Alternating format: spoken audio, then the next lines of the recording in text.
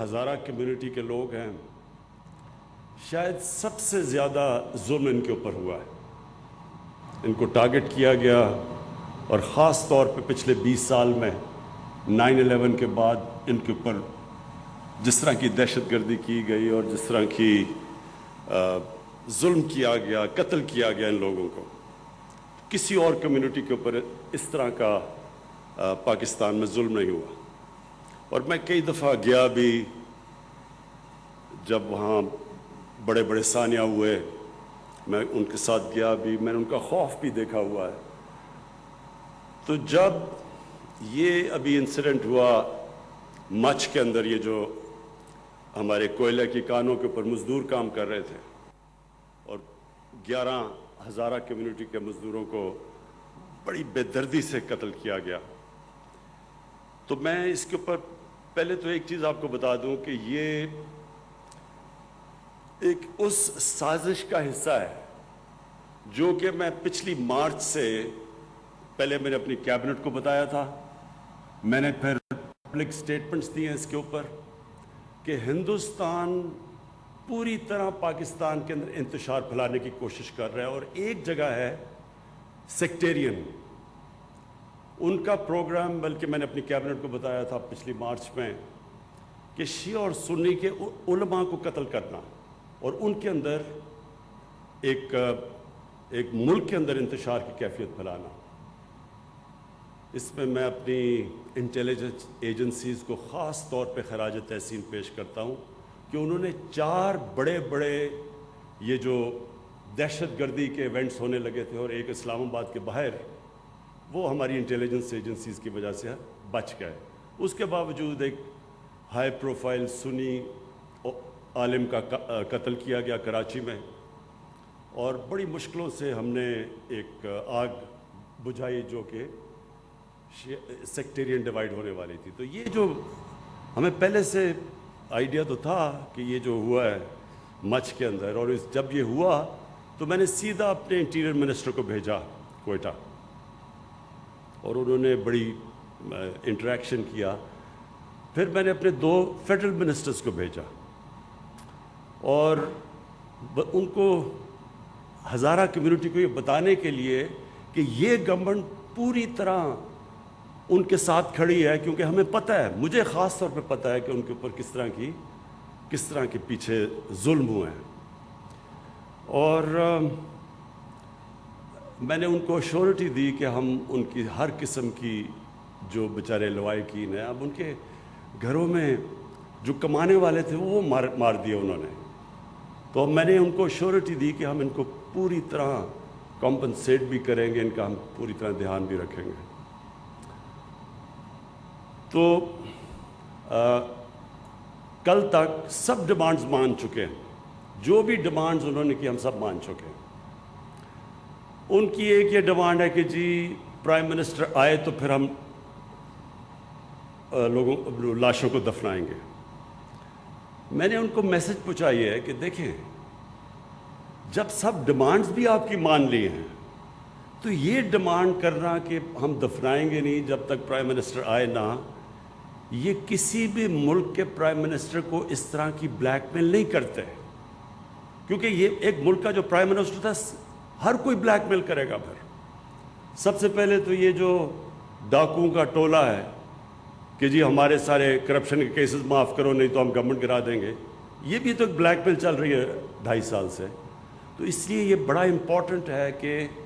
جب ساری ڈیمانڈز بھی مان لی ہیں، اور میں نے ان کو کہا ہے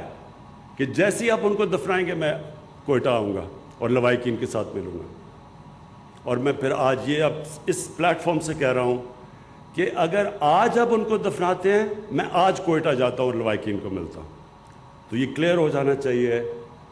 کہ ساری آپ کی ڈیمانڈ بھی مان دی ہیں، لیکن یہ نہیں کر سکتے کہ آپ ایک کنڈیشن لگا دیں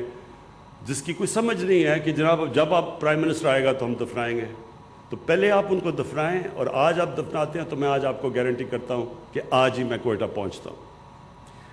اب عامر ہاشمی، یہ آپ کے اوپر بہت بڑی ذمہ داری ہے، اور ہماری جو آئی ٹی منسٹری ہے، امین آپ کو بھی میرے خیال میں یہ ہمیں جس طرح کہا گیا بہت پہلے یہ سٹیپ لینا چاہیے تھا، کیونکہ ساری دنیا یہ جو انقلاب آ رہا ہے یہ آئی ٹی کے اندر انقلاب آ رہا ہے اور بڑی تیزی سے یہ بڑھ رہا آگے. اور یہ جو ابھی بھی ہم نے دیکھا کہ کووڈ کے دوران جن کمپنیز نے گین کیا وہ ساری آئی ٹی کمپنیز تھیں. اس لیے ہم پیچھے رہ گئے ہیں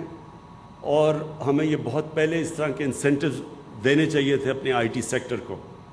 جو کہ ان اسپیشل ٹیکنالوجی زونز میں دیے جا رہے ہیں. کوشش یہ ہے کہ ہم جو بھی پہلے رکاوٹیں تھیں ہمارے آئی ٹی سیکٹر کے سامنے، این ڈی یو کے اندر ایک پورا سیمینار کیا گیا، وہ ساری رکاوٹیں بتائیں. جو اسٹیک ہولڈرز تھے انہوں نے آ کے بتایا کہ ہمیں کس کس کے پرابلمز آ رہے ہیں، ایف بی آر سے کیا پرابلم ہے، اسٹیٹ بینک آف پاکستان سے کیا پرابلم ہے، ہم کس طرح کی فیسلٹیز انسینٹیوز چاہتے ہیں. تو یہ جو ٹیکنالوجی زون کا مقصد یہ ہے کہ ہم اپنے آئی ٹی سیکٹر کو ہر قسم کی کے انسینٹیوز دیں تاکہ ہمارا آئی ٹی سیکٹر جس کو بہت پہلے آگے جانا چاہیے تھا، تاکہ وہ خود بھی آگے جائے، اپنے نوجوانوں کو، جو ہمارا ایک جس طرح کا young population second youngest population ہے دنیا میں، اس کے لیے روزگار بھی ملے. اور پھر ملک کے لیے جو سب سے امپورٹنٹ چیز ہمارے لیے کہ ہم ایکسپورٹ کریں، ہماری آئی ٹی کی ایکسپورٹس اتنی ہوں کہ ہمارے ملک کا فورن ایکسچینج ریزروز بڑھے، جو کہ اس وقت جب بھی پاکستان کے پرابلمز پچھلے 30 سال سے آتے ہیں کہ ہمارے پاس کرنٹ اکاؤنٹ ہمارا ڈیفیسٹ ہو جاتا ہے، ریزروز کم ہو جاتے ہیں، روپے پہ پریشر پڑ جاتا ہے، آئی ایم ایف کے پاس جانا پڑتا ہے.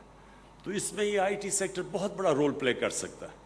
ہم اپنی آئی ٹی کی ایکسپورٹس اتنی کر سکتے ہیں کہ ہم بوسٹ کر سکتے ہیں اس ملک کی فورن ایکسچینج کو، اپنی کرنسی کو سیکیور کر سکتے ہیں. اور ویسے بھی جو سب سے امپورٹنٹ چیز کہ ایک ینگ پاپولیشن کے اندر جو سب سے بڑا مسئلہ ہوتا ہے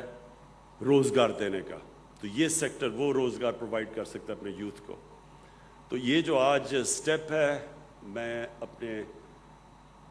آئی ٹی سیکٹر پاکستان کے اندر بھی امید رکھتا ہوں کہ ان کے لیے یہ ایک ایسا موقع ملے گا کہ وہ بوسٹ کر سکیں